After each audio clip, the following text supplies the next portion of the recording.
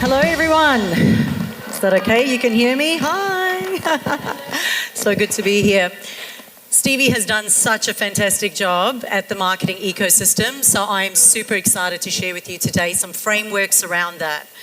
So this is particularly for self-managing marketing teams. So who here for the business owners and the VAs, who manages their own marketing in-house? Put up your hands. Hands? Okay, you manage your own marketing in-house. Who of the VAs are the marketing? So you handle marketing in some role. Some role? And who of you here would like to actually do more of the marketing? Here's some small little hands going up like, be proud. Okay, is that clicker going right? Right, so this over here is for, a session is for business owners here who really are the bottleneck in their own marketing. Okay, and also for the VAs that are ready to actually take on the job or the role in managing the marketing. I'm going to share with you today the real problem of what actually happens when you're managing your own marketing, why marketing is so hard, the top 6 marketing activities, the 4 Ps to great marketing, the marketing implementation frameworks that we use in our own business and we teach with our clients, and then we've also got a marketing task list for virtual assistants as well. So Josh was horrified when he saw I had 56 slides, but I'm very much a fast-paced person, and my goal is to give you as much information as possible. So I am going to ask that you stay on your toes, have paper ready, because it's going to be coming at you hard and fast. So first let me introduce you to my team, and I'm so excited to have them here today. You'll see them. Jan is here with me today, and Brian, and Brooke couldn't unfortunately attend. She's from Australia. So most businesses are drowning in the chaos of marketing, okay? Marketing mayhem, who feels that? It's like the never-ending thing. And most VAs actually want to help. But if they don't have a clear plan, they're literally guessing. So I call it cross your finger marketing. Cross your fingers, right? And a strategy that collects dust doesn't grow a business. So it comes down to the implementation. So often it could be a strategy problem, lack of planning, but often it could be a lack of implementation. So this is for business owners who've got employees, teams, VAs, but ultimately it's those who want to be more productive, perform better, and make a profit, right? Because it's all about making more money. But I think holistically, we all need to be growth-orientated, willing to change, open-minded, and can follow a proven process. And I am going to share with you some of those things today. So the question always is, the statement is, my business is different. That doesn't work for me. There are some things that work collectively across all industries, and we have proven that these industries it has worked for. So this is not for, and I think Stevie said it earlier as well, it's not for business owners who think that their VA or their marketing team are marketing strategists, okay? And it's not for those who think that the VAs have actually got to now go and generate leads without a plan, without a strategy. VAs are implementers, they can't read your minds. And it's your responsibility to be able to provide that strategy for them. So these are the problems that we see: no clear strategy or plan, lacking clarity, direction, training or support, no systems for daily execution, poor implementation. So it's just the implementation of it is a bit shoddy. A lot of the time we see overwhelmed and burnt out VAs. Please don't break your VAs. We love them. Missed opportunities and no progress. So my promise is that I'm going to help the business owner stop being the bottleneck. And I'm going to help you turn your VA into an engine that can actually drive your marketing. Your promise is you're going to take action, all right? So I need you to have pen and paper. As I said, it's coming at you hard and fast. We've got a very short time today, and I want you to take something away that you're actually going to apply, because education without action is shelf help. This is my family. My beautiful twin daughters, I'm a youngest girl, Hannah, my rescue dogs, Tommy and Ziggy. And for those of you who follow me on social media, you'll know that I like to play, all right? I love being out and about. I love traveling. I love going away in my camper van. I love exercise. I love doing charitable contributions. And what I don't like to be is online. So if there's an easier way to do it, I will find it and I'll teach it to you, right? So that we can get back to doing the things that we love doing. And my whole mission statement is I am really passionate about marketing that's meaningful, profitable, and easy to manage. Sounds good to me. Have won some awards as well, which is kind of cool. But more importantly, we have over 280 online reviews as well for some of the work that we do, which is a little bit different from your usual marketing agency. I also have the wonderful opportunity to be able to be a mentor for some amazing organizations.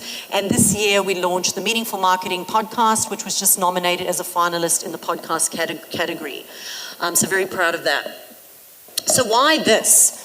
Well, during COVID, we saw this massive trend for business owners to go offshore and get virtual assistants. Now, when you've got a marketing person in-house, through osmosis, they can start to learn about your business and understand the business better. But when we go offshore and we get virtual assistants, we have to have frameworks in place to be able to help them understand what the business is and how to effectively communicate it. We can't just leave them on their own to kind of figure it out, right?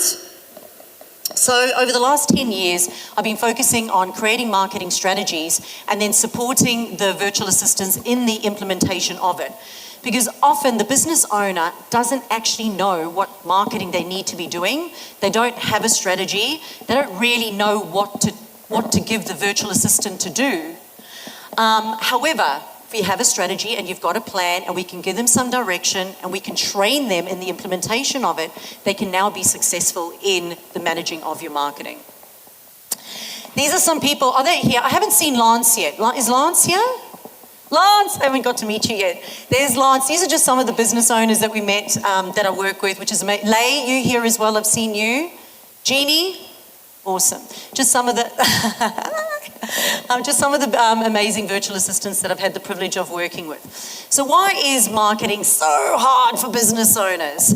Often they're doing too much themselves, inconsistent results from random marketing, so it's kind of like that throwing spaghetti at a wall and hoping something will stick, and not knowing what to delegate or how to check if it's done well.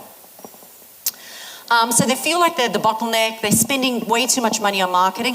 We hear this all the time, and they're going, we're just not getting a return on our investment. And they don't have the time to train the virtual assistant. But the reality is they also don't know what to train the VA in or how to support them in the implementation of the marketing. And why do the VAs feel stuck or underutilized? So no clear strategy or plan. They're left guessing every week. We find a lot of virtual assistants are sitting there and they're trying to do stuff, but they're really not clear on what the overall outcome is of what you're trying to do. And then they spend a lot of time on Canva, all right, when they should be doing more sales-focused activities. A lot of the time they're repeating the same tasks, but if it's not working, it's not working. So it's important for us to look at the data and go, what do we need to do differently in order to get a different result? And this overwhelm thing is massively huge for both the virtual assistants and the business owners. Okay, so not confident in running campaigns, they're not being included in planning and tracking. So many people I run into say to me they haven't spoken to their marketing VA in like a month. And I'm going, really? Like, how are they supposed to be working and following the overall strategy? And they're not getting feedback or training, and there's just really no opportunity to step up. And so much of the content today has been so awesome in supporting the virtual assistants. So they are wanting to do more. Virtual assistants, you're wanting to do more, you're wanting to help more, you love your job, you want to, do well, awesome. You just need to know how. And this is where really the business owner can step up. So we said it. Structure, training, a seat at the strategy table. They're not strategists, they are implementers. They need a seat at the strategy table because else they are stuck reacting instead of being proactive. So we want proactive management of marketing, not reactive. Cool. So these are the 6 main things that encompass your marketing machine that on an ongoing basis, virtual assistants need to be managing the marketing. So firstly, we've got website management. The second one is Google management. The third one is partnerships. Fourth one is email marketing. Fifth one is social media. And the sixth one is lead generation. Without focusing on any of these 6 areas inside your marketing, your marketing machine is not going to run. So this is the 4Ps process that I was talking about: plan, people, process, and performance. So this is really where you'll have to get your pen and paper out and start working real fast. But the first thing is around a plan. If I was to travel across the Philippines in a car, driving myself, and I didn't have Google Maps, and I was trying to get to a location, how frustrating would it be without actually having Google Maps or knowing where I'm going or what I'm doing, right? So that plan is absolutely fundamental. So some of that includes content creation, all right? We've got blogs, videos, social media. Then we've got the sales-focused activities, which is lead generation. And we've already heard today how important it is to prioritize the sales-focused marketing activities. And that could be campaigns, it could be appointment setting, funnel creation, or competitions. A lot of people overlook partnerships, but partnership marketing and online marketing can be extremely valuable for visibility online. Then there's working on the business. A lot of the time we're constantly working in the business. And people will come to me and they'll go, Chantal, you know what? Like, our marketing's just not working. We're doing the same thing all the time. It's just not working. And I go, show me in your calendar when you work on the marketing. When do you actually do the strategy? Like, when is your strategy session that you sit down and you actually plan things out? They go, no, we just get up every day and we're working and just trying to get shit done. So I'm like, if it's not in your diary, it's not going to happen. So make sure that you've got working on your marketing inside your diary. Then there's working in, which is your daily activities. I'm going to show you some frameworks a little bit later. And then there's event marketing. So event marketing could be networking, it could be in person, it could be webinars. But how does that fit into your marketing plan? And then, of course, website management, you don't want to forget that. Then it's people, right? And we want to empower your VAs. As I said earlier, we don't want to break your VAs. And in fact, myself and my team this morning, we're sitting down talking about how business owners unintentionally break their virtual assistants, all right? Because virtual assistants will be working anything from 20 hours to 40 hours on marketing. We find, depending on the size of your business, it's going to take about 20 hours. A VA, in order to do those 6 things, it'll take 20 hours. They'll need 20 hours in order to do that. Depending on how big the business is and what the role is, it could then also be a full-time 40-hour role. But what we'd like to focus on is we focus on the strengths. So the strengths of the business owner, the strengths of the virtual assistant. We also look at personality traits. So think of disc profiling. And because if you understand the strengths and you understand the personality types, how better can you communicate with the people within your team? So focusing on that can really help forge those relationships and get the most out of your people. Stevie spoke earlier around making sure that, you know, you're giving your virtual assistant some training time. And I know my new virtual assistant who came on recently was doing about 5 to 6 hours of training a week when he first came on. But we encourage a training tracker, and I'll show you an example of that, where we encourage our virtual assistants to do 1 hour a week, or alternatively, I will actually allocate them the training that I want them to do, but I love them doing training, and that's part of what they do, and we pay them for that, and we encourage that.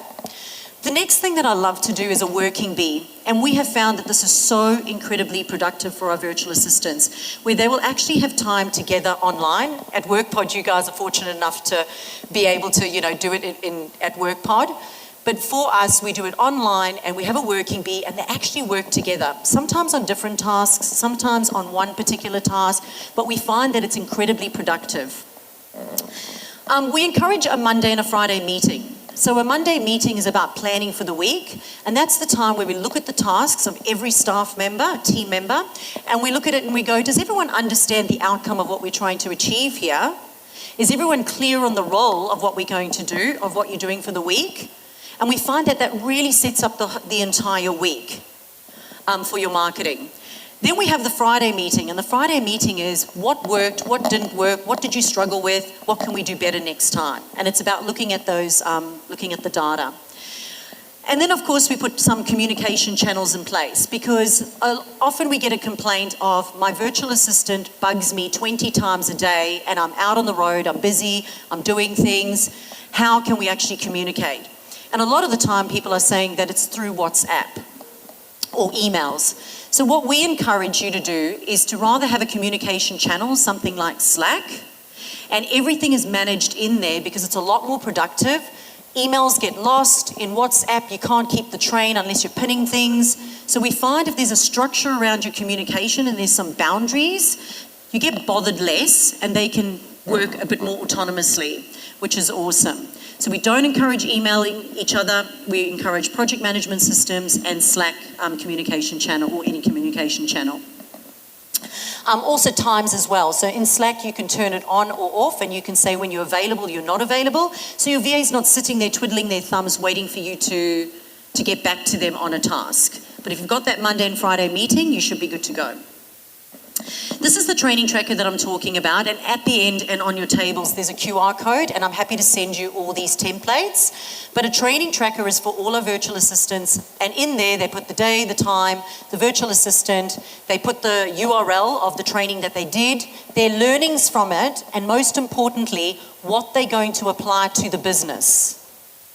From the training, what are they going to apply for the business? Now, having it joint on one document is absolutely great, because our virtual assistants will then tap into each other's learning, but they're aware of who's learning what and what action steps they're going to take, and we find that it's a great exercise. All right, so let's look at process. So as I mentioned earlier, we spoke about the project management system, obviously in managing your tasks, really important.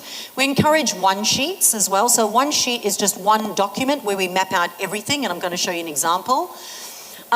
Stevie spoke about SOPs, SOPs, I'm just going to call it a SOP, right? SOPs, and in the SOP, what we encourage is any time you first give an activity to a virtual assistant, you do it live with them, you do it with them, or your team member does it with them, that session gets recorded. We record ours in Zoom. We get the auto transcription. It gets uploaded into either YouTube as unlisted, or it goes into a Google Drive doc. So now we've got a video recording, we've got an auto transcription, then that virtual assistant will write the SOP step by step on how they do that task. And that's how we delegate the first activity to them ever that they may be doing. And now you have that. The other thing we do is SOP updates. So for example, if I'm doing a business blueprint cruise, and my VAs know that I'm going to be kind of out of bounds and they're not going to be that busy, they'll go in and update their SOPs. And we also do SOP swaps. So occasionally on that Monday session, they'll swap their SOPs and read it so that they better understand it. Even though they're not in the same department, we will do that, because we will need a stranger to be able to understand it. So if they fall sick, someone else can take over that task. We've got asset libraries where we keep everything together. Delegation, really important. When you delegate a task, you want to make sure that you're giving them the outcome of the task. That is the most important thing.